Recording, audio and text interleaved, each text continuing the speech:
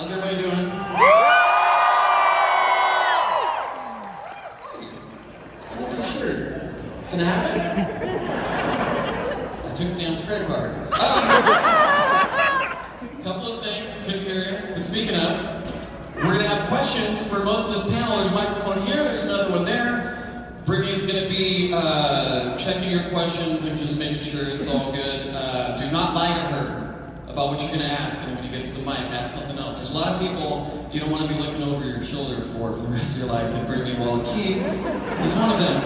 Yes. Also, too, part of the rules, if you come up, ask a question that's relevant to Critical Role. If you're an Overwatch fan and you snuck in here with the hopes of getting Matt Mercer to say it's high noon, you are shit out of luck. And one question per cast member, if that's cool. Just because we want to get to as many questions as we can, and there's a lot of them still. Anything else? Oh yes, I have an announcement. Hold on, it's on my phone. Someone left the lights on and wanted me to, I'm joking. Nobody cares. If you have a moment, stop by and say hello to our friends at Penguin Random House. They're in booth 621, shout out Penguin Random House. We partnered with them for the World of Critical Role, which is a new book that's coming out that explains the untold, the true Hollywood story of Critical Role behind the scenes. No, I promise it's much more melodramatic than that. It's going to be out in September. They're offering a sweet pre-order bonus where you can get your name printed as part of a calogram in your book if you buy it. So that's pretty cool. You can get your name printed in there and have it alongside the prestigious likes of Matthew Mercer. As a reminder, too, we have merch here at the official C2E2 booth, so go by and grab some of it. And then there's still, I think, some tickets left for some signings and photo ops for us for today and tomorrow. And we have special little surprises at our tables if you come by.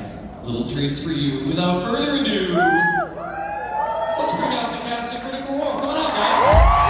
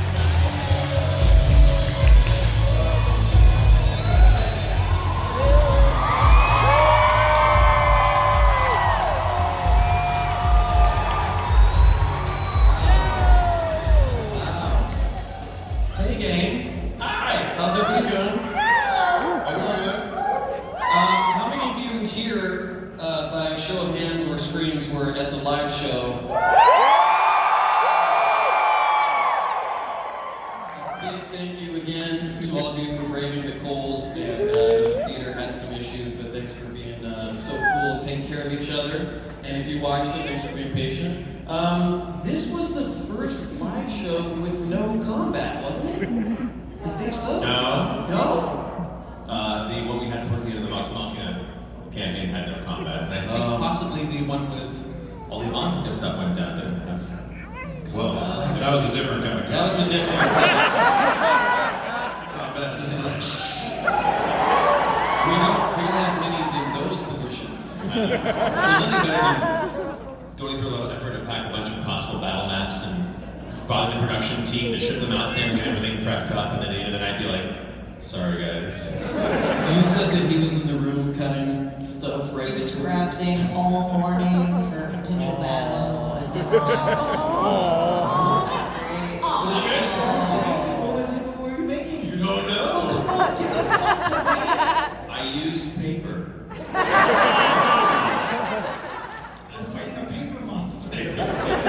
If anyone needs a box cutter, though, we cannot take it back on the flight. Just hit me up if you need one. Yeah. An odd thing to throw out there, but maybe someone's in need. In an orderly fashion, you can begin lining up. Take care of each other, please. Look out for people in cosplay. Once you're all lined up, if you are physically able, if you wouldn't mind just kind of squatting or kneeling down so that we don't block the view of anybody else. Also, even if you're not getting on the line, can anyone in cosplay stand up for us so we can see your awesome?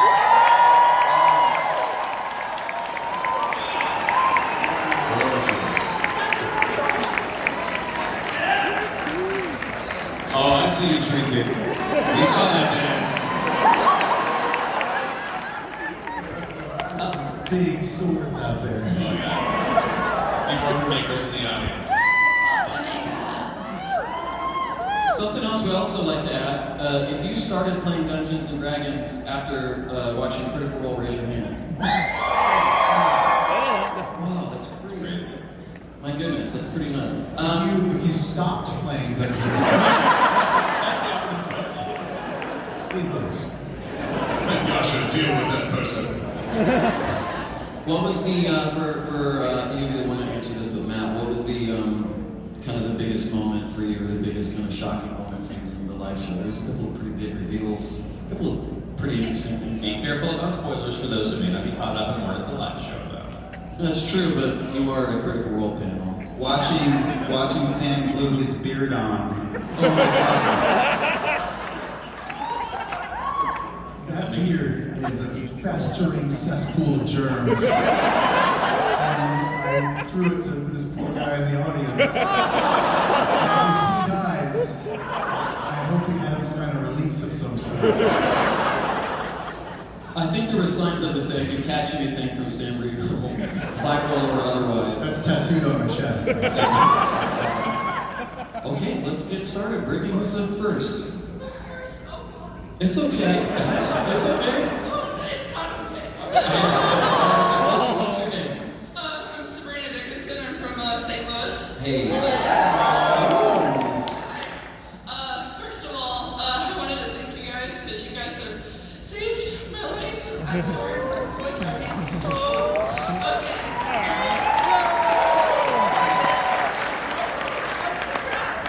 And you took note of this, but I painted Sam Riegel. So yeah, you should be lucky. I almost painted you with the Dallas Cowboy shirt. Yeah. Thank you so much. Anybody want a ticket to Sam's heart? Just give him a picture of himself. If you want it, you can take it. Sure. But I guess my question is like general for any of you guys. Throughout your entire experience of playing Dungeons and Dragons, what was your favorite character to roleplay? Like ever? Like even if it wasn't live streamed.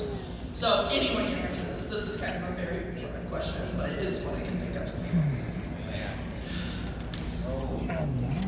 Favorite moment or favorite character? Favorite character? Like what's something I'd be like, oh yeah, I love that character. They will forever have a place. Oh gosh. I have like 4 characters.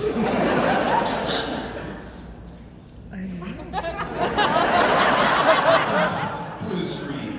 It's hard not to pick the ones that we did for like 5 years. Because that's a lot of time invested. I mean, I liked the Darrington Brigade characters. I loved naming a character Macaroni Samsonite. I'll come back and bite me in the ass. Chutney forever, though. Chutney forever. Yeah. Chutney Lou. They're all our babies. Oh my God. Yeah, killing Santa is pretty epic. Or at least attempting to. I'm coming for the rest of the holiday patrons. Back to Fairy. Chutney. Ongoing series of chutney. Yeah, the Easter Bunny's next, and then we'll come after, like, you know. Berry. Yep. Ooh, that's good. They're all going down. Chutney saves Christmas, Chutney goes to jail, Chutney scared stupid. For all you who grew up in the 90s. Who's over here? Thank you so much. Thank you, Sabrina. Hey, Thank you. I love you guys so much. Sam, I'm coming for you later.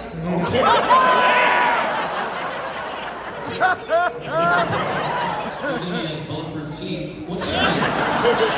I'm Iris. Hey, Iris. My question is for Travis and Brian.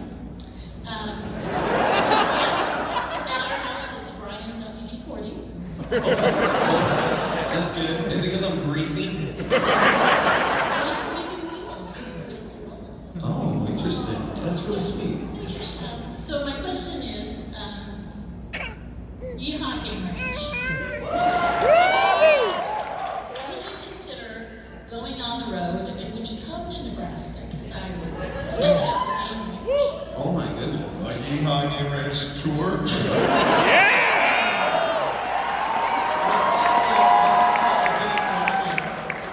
A Yeehaw game wagon? Yeah. Oh man, I mean, Stagecoach. Which is like a two-horse drawn carriage, and it just No, takes two puppets. forever to get anywhere. oh yeah. The thing is all of the puppets are voiced by all of these people, so we would have to kind of bring all of them on the road with us. And that's a bit of a deal breaker for Travis and I. Man, that would be fun to do a live. Maybe we do like a live, but we're so bad at video games on camera. Really are. That's our Really are. We're like Lincoln, Nebraska. Would that work? Yeah. Okay. Stop Omaha. number one, Iris. It's a tour, but just in Nebraska. Hell yeah. That's kind of great. I'm in. Thank you so much. That's wonderful. Okay, Brady, who do we have over here? What's your name? What's your question? Hi, I'm Alex. I'm from Evanston. First off, I just wanted to say, as someone who started DMing as a result of this show, Marisha, I would totally take that box cutter off your hands.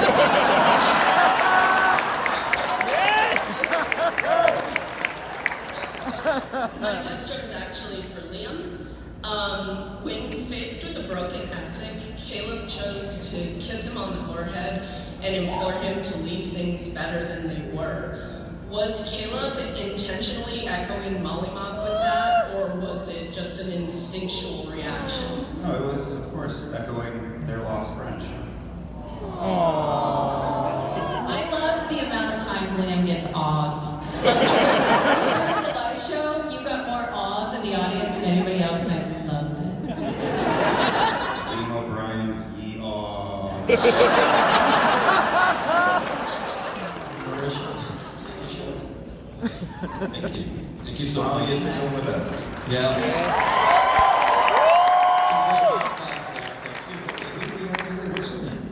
Hi, I'm Rin. I guess this is for Marisha because you're the artistic director. When you guys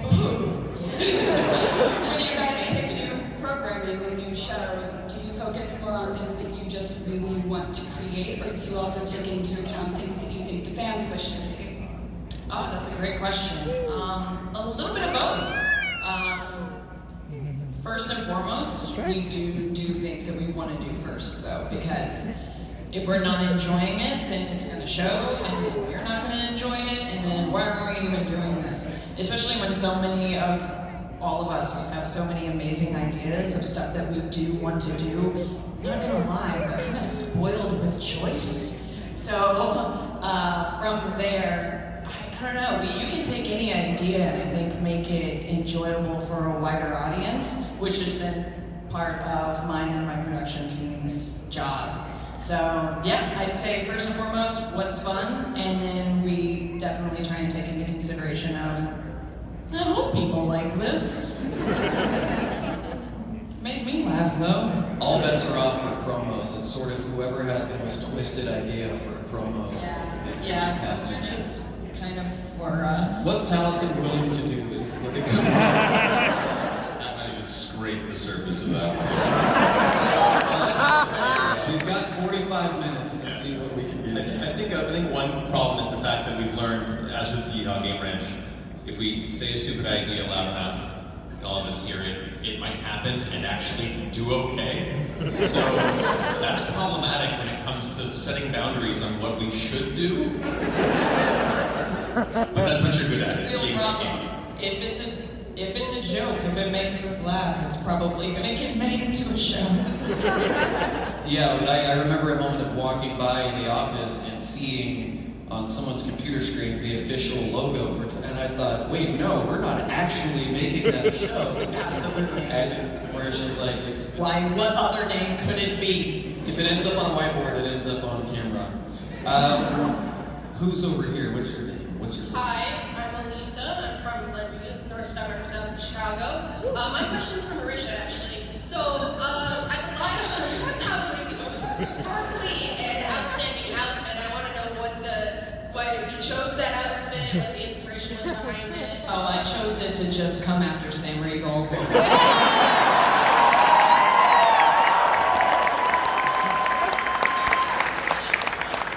Actually, Laura Bailey, I think, provides like most of my wardrobe, like half of it, and then Liam provides the other half.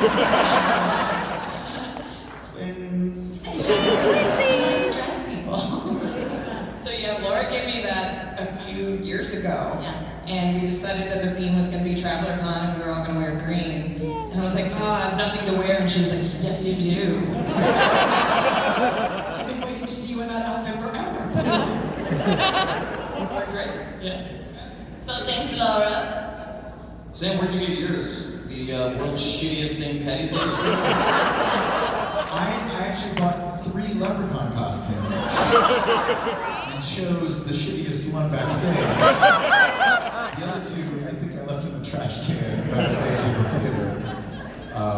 Yeah. That's amazing. A very not breathable fabric. Oh, it's so uncomfortable. My soul has almost returned to my body. I think in another day or 2, I'll be up to full. Terrifying Ewok mouth nightmare that was. It was such an Ewok mouth. I saw one of those eyebrows crawl off and wriggle into somebody's ear. Oops. Who do we have over here? What's your name? Lachlan? For Taliesin, given that it's been 10 years since Caduceus' family was frozen, is he older than his siblings now, and will he hold that over them for the rest of their lives? He's older than all of them. Not all of them, but because that's furbolgs live forever. Yeah, they've got. Well, it also has to do with the fact that they left in stages. They weren't all sealed in 10 years. That was just the first wave. Even they weren't all there 10 years ago. 10 years was when the scenario began. So I'll have to go do the math. Actually, I have another math. You've given us a task. Thank you. Hey, what's your name over here? You look great. Oh, thank you. Well, my real name is Amy. Hi, Amy. And obviously, my question is for Laura. How do you feel about making the most crush-worthy character of the night?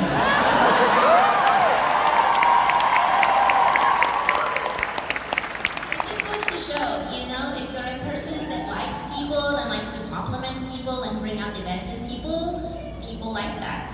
It's true, you know, so. She's blissfully unaware. So, that's exciting. I wouldn't mind like a self-help book from Jester, or a self-help audio book from Jester.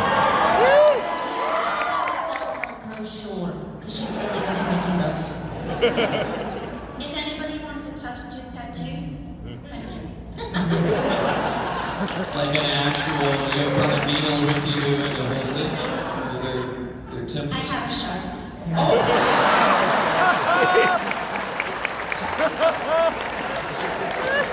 That was Just perfect. hold around the whole rest of the panel.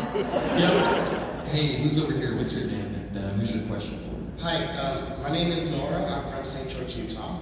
Nice. And my question is for Taliesin.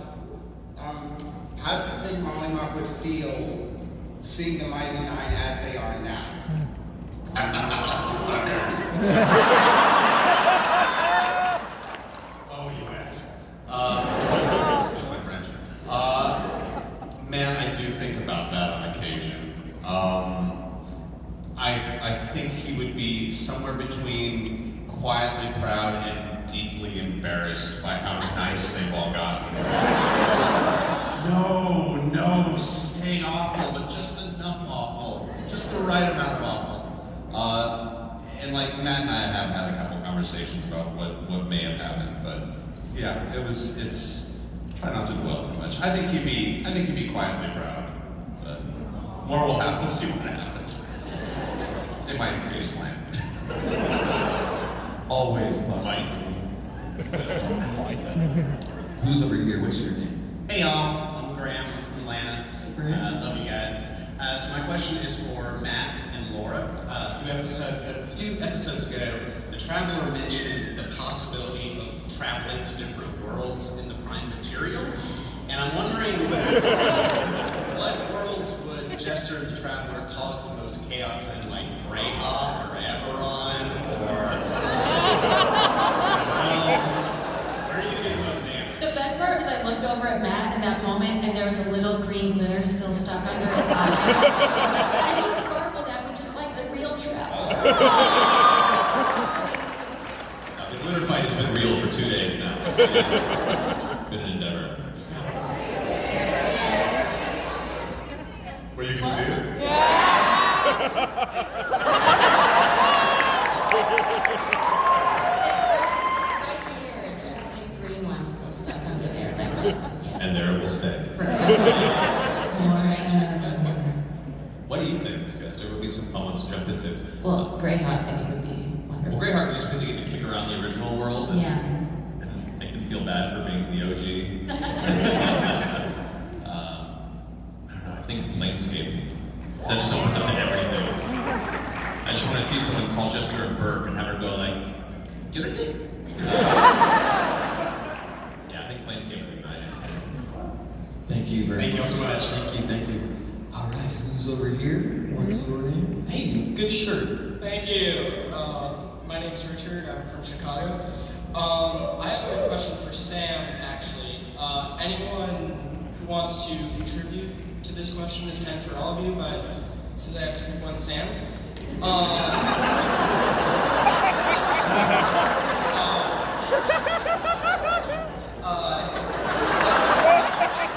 been talking, especially this one friend of mine, has this dream of one day wanting to go to LA and become a voice actor. Like, not a big one, just to try it out a little bit and like sort of dip his toe in the water. My question is, like, when you first started, like, first time in that booth recording, because me and my friends have this joke about when you were in Yu-Gi-Oh! Originally, and what was it like when you were in the audio booth that first time for like what was going to become like one of these major shows? Like how do you handle that? Like what was it like? Well, I'm very weird in that I've been acting since I was 6 years old. So I've been sort of dealing with these moments of like sink or swim my whole life. But the first time I did any sort of real voiceover gig probably was like Yu-Gi-Oh! Back in the day. I'm super old, by the way. No, you're not! I know I look like I'm 23, but I'm 24. But for shows like Yu-Gi-Oh! or the Teenage Mutant Ninja Turtles or any of the stuff that I started out doing, I just sort of looked at the people next to me and kind of did what they were doing. We talk a lot about sort of like faking it till you make it. All of us have been through that part of our career and our lives, not just in acting but in life too. Just sort of pretending that you know what you're doing until you eventually do, and it kind of works. And it's a lot like a D&D game. Like you kind of just roll the dice and do your best and hope that your back foot will make it to the front and keep carrying you forward. So that's the only advice I have is pretend.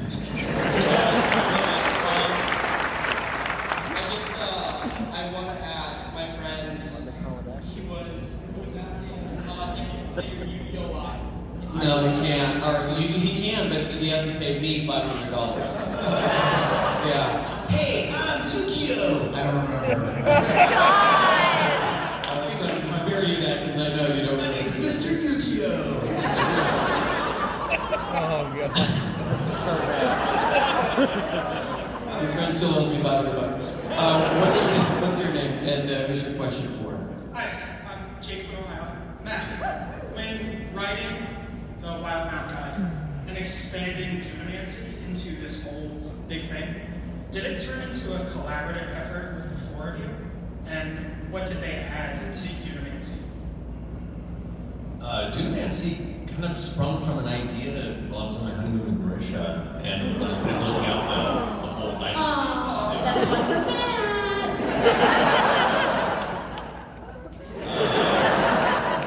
Although you did hear a few of the ahs in the back, so Yeah, those are my checks out. What do you? Where's this going? So, a lot of the basis of building out like the Korean dynasty dealt with kind of the early ideas of Dunamancy, and so I fleshed it out a lot on my own to be kind of a slow rolling surprise for the group as we've gone along. So it's been more of like a seed gift that I can occasionally dull out to certain moments in the narrative if it made sense. Liam's run off and started creating his own Caleb spells, which has been awesome. It's the best.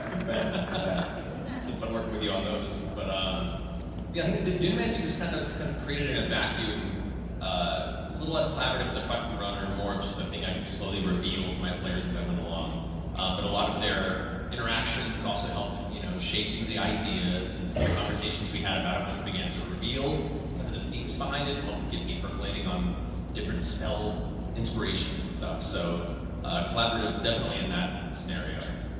Yeah, good question. Thank you. Thank you very much. I was enjoying watching the video within a video within a video on the screen. Hey, you look awesome. What's your name? Thank you. Hi, my name is Emma. I'm from New York. My question is for Matt and maybe you. Was Essek, when you were making him, did you make him as purposely a narrative foil to Caleb? Because this whole history is just similar, but just in enemy country. I was wondering about that, especially having him recently. In some ways, it was one of those scenarios where creating the character to be their own specific NPC, and the more that I flesh it out, and the more and people who run games before know this, when you create an NPC, part of it is what you create, and part of it is what they become. Through interactions with the players, and they come to life more and more the more they can read the story. So I wouldn't say it was initially designed in a way. Essek wasn't designed to be a foil directly, but the more the character developed in my head, the more the interactions began to continue back and forth. It definitely began to naturally scoot that way, and you just kind of have to embrace the direction it's going. It's great, I love it. Thank you. I love that whole part of what we do, that you create all these millions of characters and you just glom onto one like Victor, right? And you just sort of pick and pull, and you want more, and then you respond to that, and it's just, he's so fluid with everything he does.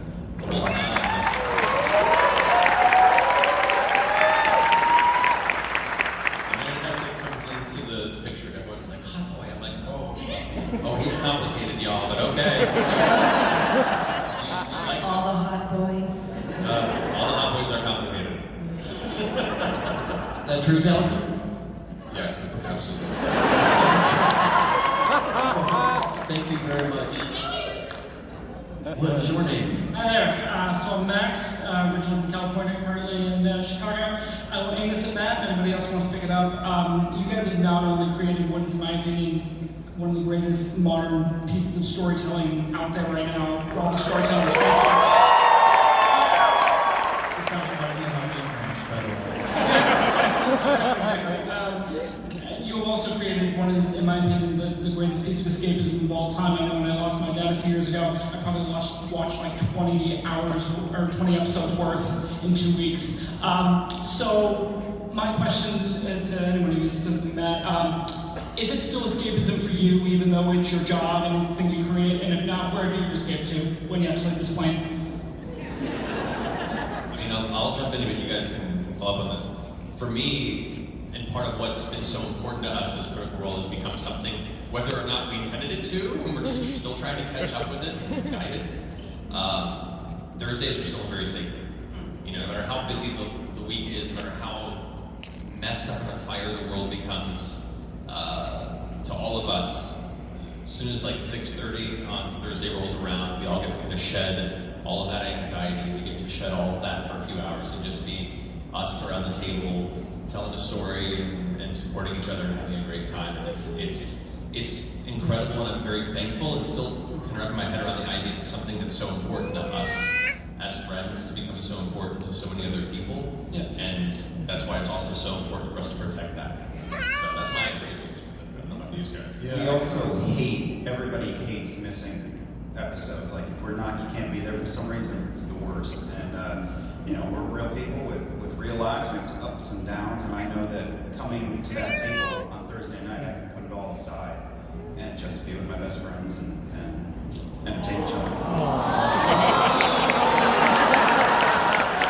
I would say it's more important than ever. We work really hard during the day, and I can say that Thursday nights, my shoulders fall down a little bit. I can turn off my brain. I can forget all the stuff that happened during the day or what I have to do tomorrow, and that might be why I'm so forgetful during the show. But it's certainly escapism for me, and I love slipping into that mindset. mindset and that character for 4 hours before going back to the regular grind. So I think it's more important than ever.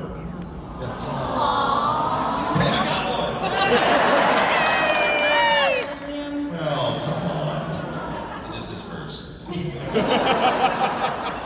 Also, any type of escapism that includes community and being there with your friends and journeying through life together is a healthy form of escapism versus drinking alone in the dark like I usually do. Thank you for your I'm joking, my fiance's back, doesn't happen anymore.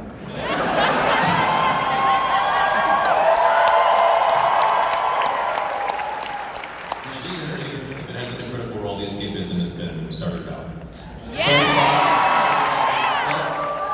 What's your name? Hi, I'm Ambrose from Jersey. Hello. Hello. How you guys doing?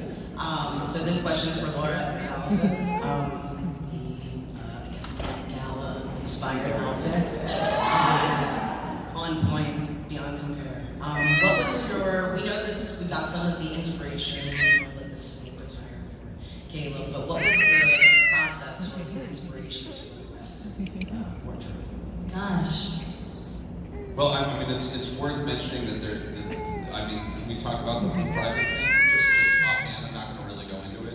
I don't know what he's talking about yet. Yeah, there was ages ago, just amongst ourselves, we had a piece of art of everyone looking super fancy, but we couldn't remember it while you're up there staring at a wall. I think it was very different than what we described. Completely. Yeah. But I don't know, it just everyone just spoke to us. It just made sense. we came down the line one at a time. Yeah, one at a time. And we were very back and forth with what we thought was appropriate. Very happy. Yeah. It was a yes and exercise.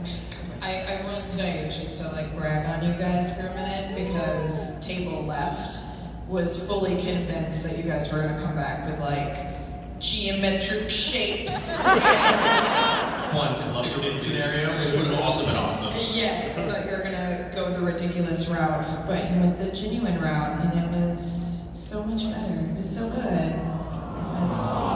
When we looked at Laura, I miss my kids. You're all suckers. Laura, someday you will move people. I just did it. I see you, cows.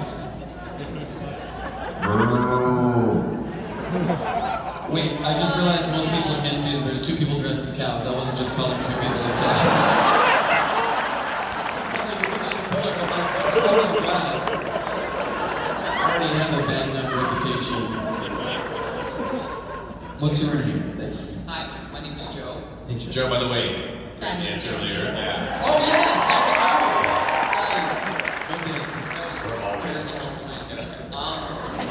I have a question for Laura. It's very similar to the last one, so I apologize. How much restraint did it take to not make the most ridiculous gaudy outfits anybody's ever seen? Yeah, no, I think I just genuinely wanted to see everyone look really, really pretty, So it didn't even cross my mind to go Kicking myself now. I know. The only one who sports hat. And I even said it was a joke and he still wore it. I thought it was for real. I wear it with pride. Thank you very much.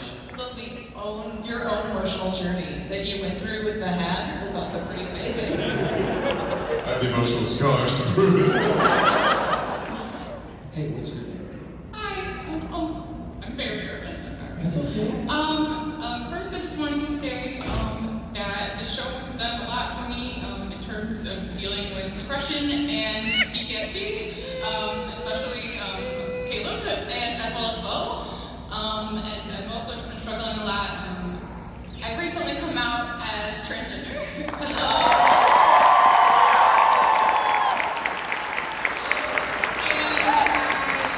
I was struggling to find a name, and I was doing that while I was watching the show, and I landed on Caleb.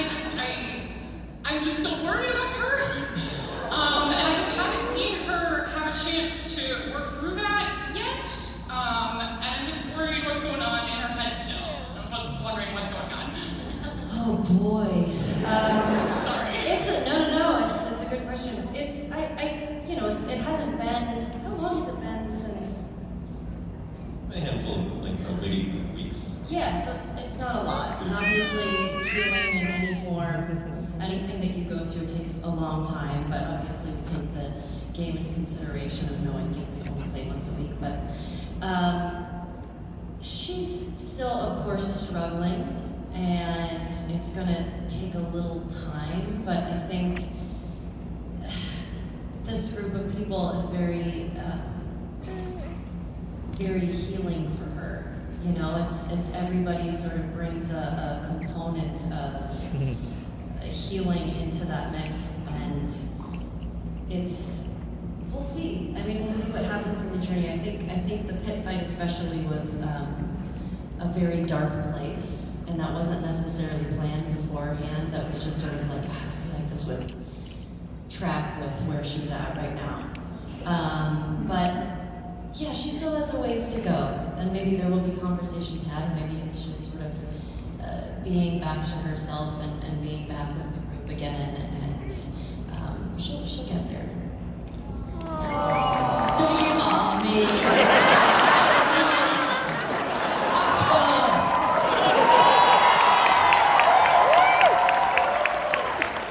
Everyone else, thank you so much. Everyone else soaked it up like a sponge, and Ash is like, fuck that.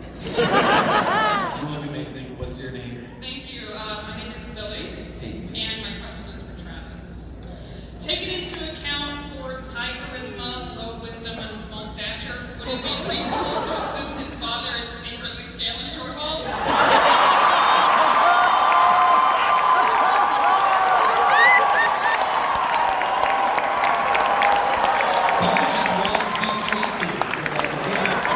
Statistically, it's very likely.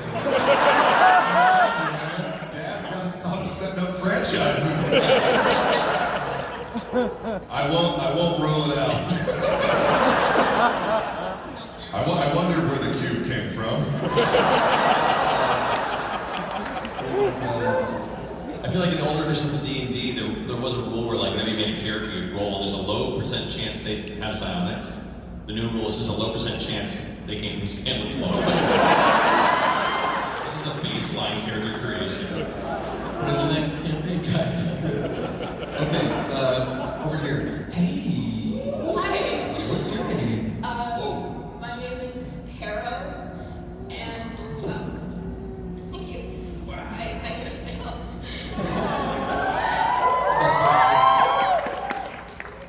And I just wanted to say thank you to all of you for not just giving me a place to belong, but being me. For giving me someone to through your podcast. I have decided that I want to pursue voice acting as a career. That's your fault. That is. So just thank you for that. Sorry, I keep honking this on things. And also for my question, this is to anyone, but to Taliesin and Travis and Matt in particular. What is your favorite sort of patron warlock dynamic to portray or to see played out, I guess? I particularly loved when Ford was not acting with Ukatoa's. Just wait for it now. When he wasn't pursuing what Ukatoa wanted and seeing sort of the pull of those powers. I loved that. I hadn't seen that with Percy in the first campaign, so to see that be removed and pulled away was a fantastic thing, and I eagerly ran to Matt afterwards. And I was like, is that something that could keep happening? And he's like, yeah, that and more. So I actually can't comment just in case something way far in the future happens.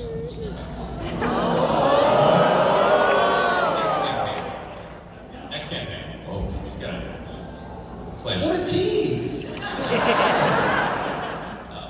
I mean, there's so many unique ways of doing a warlock patron relationship, whether it be removed and esoteric to very personal, to working alongside each other, or to trying to work through a union or a pact that has very opposing ideals between player and patron. I haven't been able to play through a lot of different warlock-based relationships or any sort of like god or divinity relationships beyond what we've seen on screen in like older campaigns I've made at home. While it's not necessarily Warlock in particular, the Traveler Jester dynamic is one of the more interesting relationships I've ever been able to explore when it comes to an individual and a bigger entity being so directly involved, and watching it develop over the course of the campaign, and of course recent reveals and kind of the direction it's going now. It's fascinating and exciting. Like all things in this game, you don't know where it's going to go. I don't know where it's going to go. And with each step, it just gets weirder and weirder. And I'm so scared and so excited. Yeah, it's very crazy.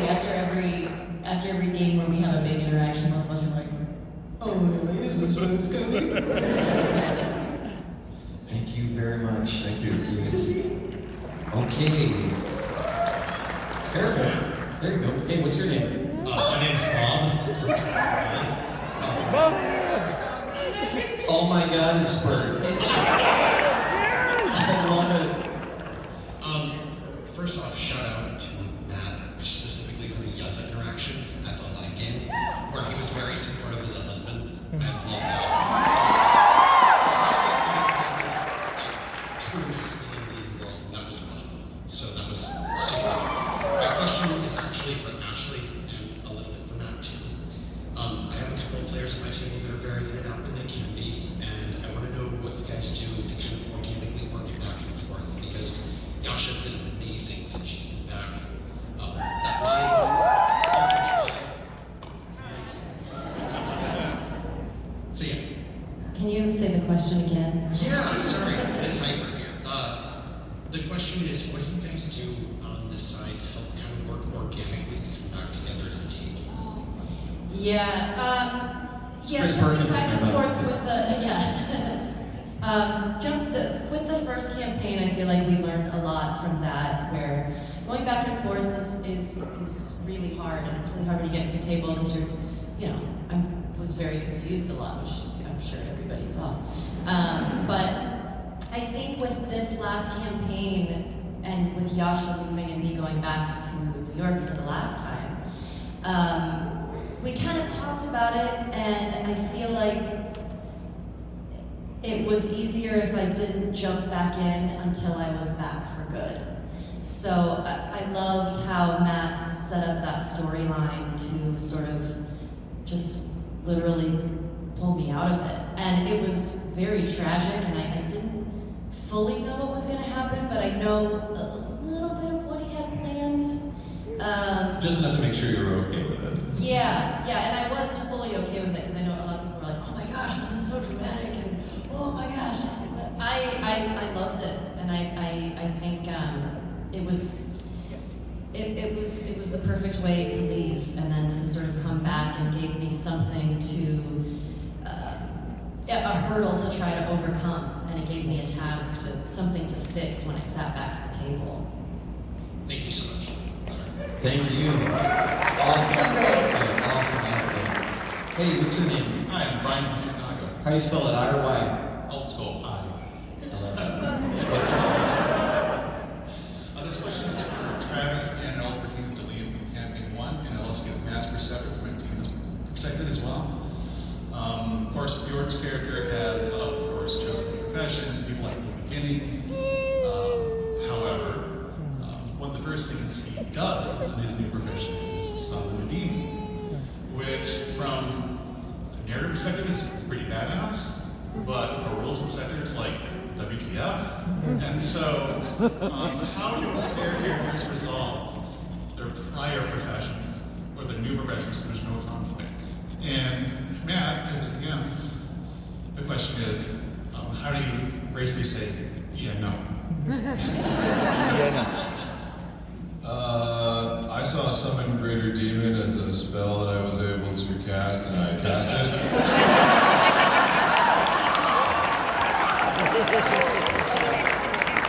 If you give me a button to push, I will push it.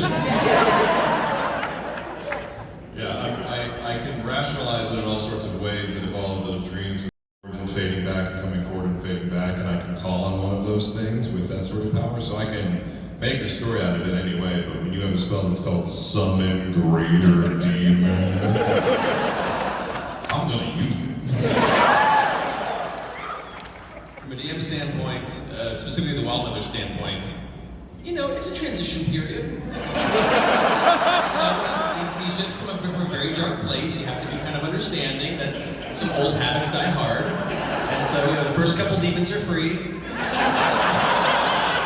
But if this becomes a recurring theme down the line, there may have to be some conversations about the... Oh, damn. Specification. I thought it was just so many flowery demons in the world. I mean, they're not like flowers.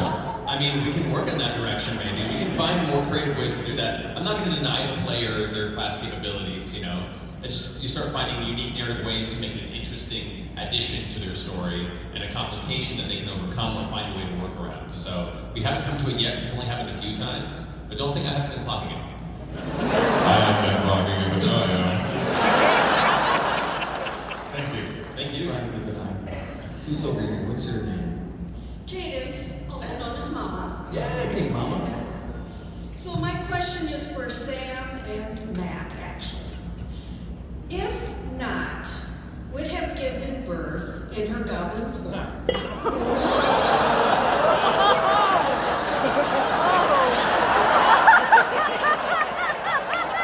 Yeah, get ready for this one.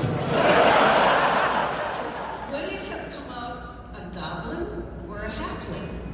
And similarly, currently, will her baby, if she would have another, come out slightly green? Yes, Sam. As a mother,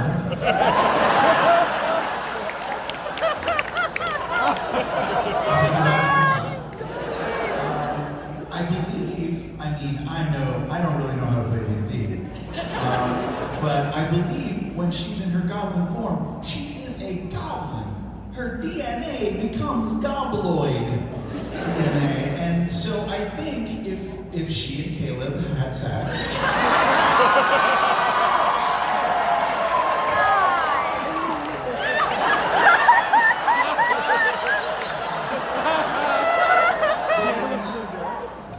later, because that's the goblin gestational period, she would give birth to a half goblin, half stinky child, a horribly smelling half goblin child, I believe, with a beard.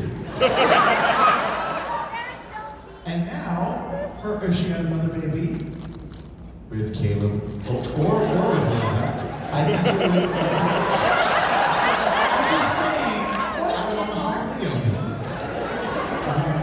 Minotaur, don't forget the Minotaur. Oh, the Minotaur.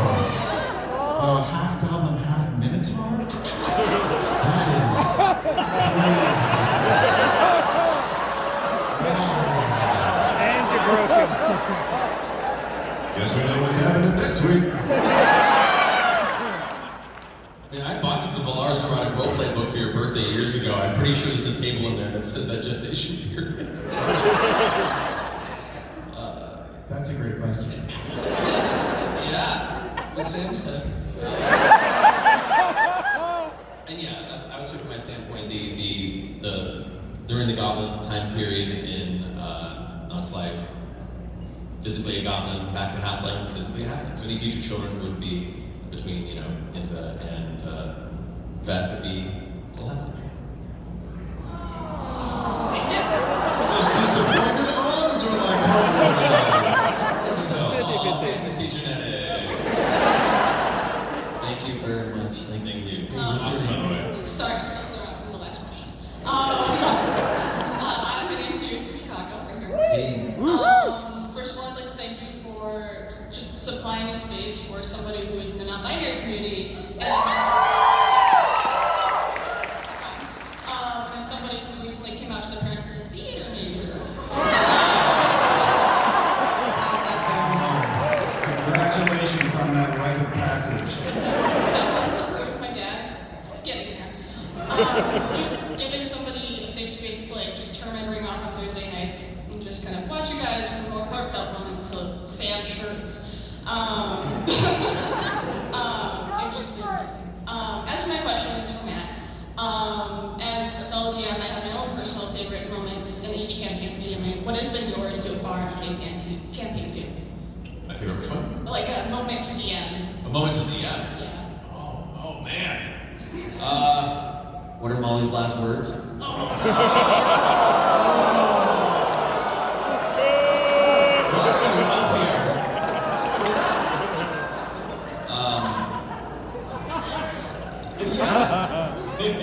Too soon?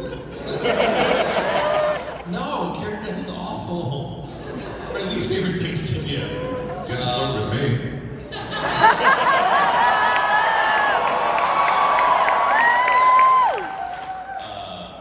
Unintentionally switching in a situation where I'm romancing a player is always a unique and fun experience. But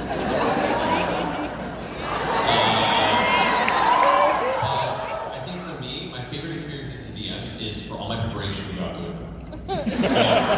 It's really fun and really enjoyable when a lot of the things that you assume might happen occur and you're prepared for it. You're like, oh man, I got it. I totally nailed where this is going to go.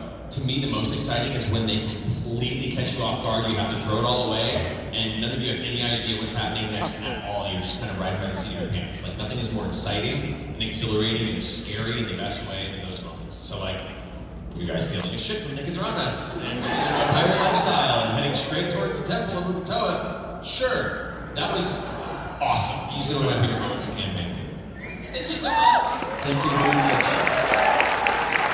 Got time for a couple more. Wow. Hey, what's your name? I'm Meg. I'm collecting them. I was the second one at the live show. Meg too? There was a lot of Megs at the live show for those of you who work. Anyway, what's your question? My question is actually for Ashley. I had to write it down, I'm sorry. That's okay. On talks a few weeks ago, you mentioned you thought it was funny. Everyone assumed that Yasha would bring back Zuala. Many can assume Molly is on her list as well, but is there anyone else that she would want to resurrect? No. But yeah, both Zuala and Malamok were on my mind when talking to Hank. But Molly was up there because I think that would be interesting to put Taliesin in that position. There's so much I know that you can go about. Another scam interior action. That would be so good. much. Thank you. Thank you very much. You look amazing. Fantastic. Hey, yeah, what's your name? Hi there, I'm Sangdi from Chicago. Warm welcome back. We're so happy to have you guys here. My question is for Ashley. So obviously with your work on the TV show, you've been kind of in and out. So Yasha's journey has been similarly fragmented, been up and down, but with the sort of recent events of the last half year or so, she's obviously gone through a lot. What has it been like to try and manage the sort of emotional role-playing of that, in addition to you as the player coming back to the table, finally kind of reintegrating, getting back into really playing? Outside of sort of having my Yasha's mind being controlled, I think I am in somewhat of a similar experience as Yasha, you know, so I think it's helpful to sort of, you know, get comfortable at the table again, sort of learning who these people are, not Matt and Laura and Travis, but the characters, and it's been amazing to be back, and I feel like it's the first time sort of sitting at the table where I know I'm not going to be yanked away.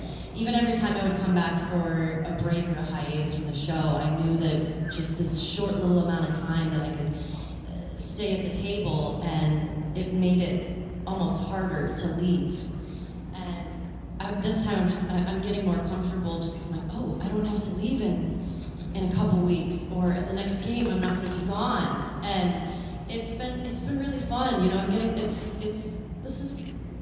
I love playing Dungeons and Dragons so much, and so I miss it like crazy. And so now that I just get to do it every week, I'm like, oh, this is what I was missing all the time. I love that as Yasha now you get to open up all these storylines that I feel like when you were getting pulled out, I felt like there was a reluctance to open up as Yasha or to start anything because you didn't know if you were going to be able to continue it. Yeah, it's it's hard to sort of pick at a thread because, you know, I knew I wasn't going to be in the next game. So now it's just all bets are off and see what happens. Okay, last question before we have to go rapid fire. What's your name? My name is Maggie. I'm from St. Louis. My question is for Taliesin and Ashley, and that is, if your characters from the Cinderbrush one-shot were in a D&D campaign, what race and class will they be? Ooh, that's a good question. Man, Tiefling Sorcerer is so basic. It would be Tiefling Sorcerer, but I would pretend that it wasn't that basic. Of a decision, it'd be really the edgiest Tiefling Sorcerer. God, I was going to go with Sorcerer too, but, God, as for... We could be related. That's in character. Yeah, but then we couldn't make out if we were related. No, I guess we could. That's weird.